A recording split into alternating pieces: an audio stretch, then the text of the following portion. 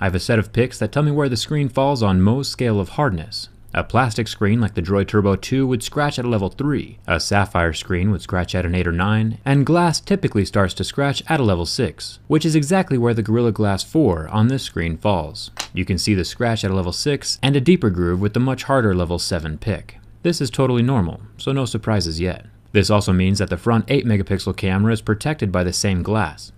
No buttons at the bottom to check, so let's look at the earpiece. This is the first thing that surprised me. The earpiece mesh is made of cloth, unlike the metal or plastic speaker grills on other phones. It'll be interesting to see how this affects call quality over time. If you ever need to clean out your earpiece because of dirt or makeup getting inside that little slot, make sure not to puncture it. Ripped cloth over a speaker does not sound too good. The rear 12.3 megapixel camera is protected by the back glass panel, so it should be relatively scratch resistant. Unlike the plastic camera lens of the Sony Z5 Premium. The back glass panel does seem to be slightly softer than the front glass though. My razor blade was able to leave some superfine scratch marks on the really blue panel. But if I take that same razor blade and scratch the front glass of the phone, it does not leave any marks. So keep that in mind when you are playing with knives around your cell phone. Let's find out what the rest of this phone is made of. The really blue aluminum part of the body is indeed aluminum.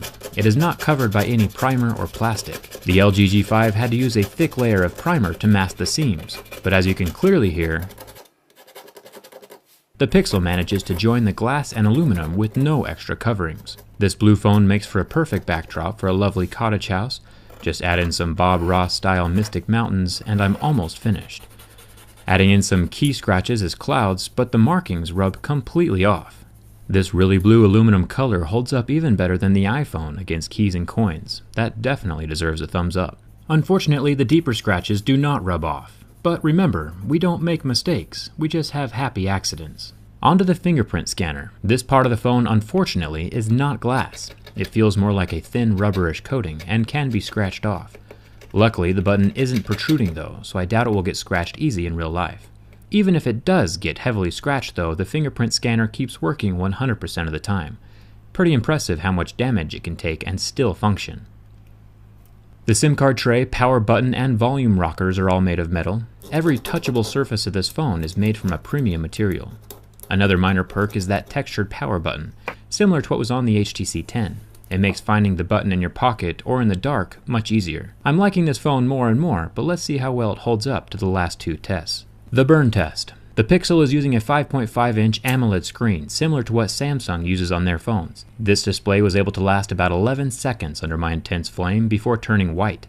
It never did fully recover from the heat. That little white dot is permanent. I'm still not totally sure how relevant the burn test is to anything, but it was interesting to watch the black pixels of the LG V20 magically recover from the flame test yesterday. On to the most definitive part of my tests, the bin test. I've tested over 40 phones now, some of them built better than others. I've only had a few phones catastrophically fail, and this Pixel is not one of them. Pressing from the back, I can get the screen to bulge out just a little bit.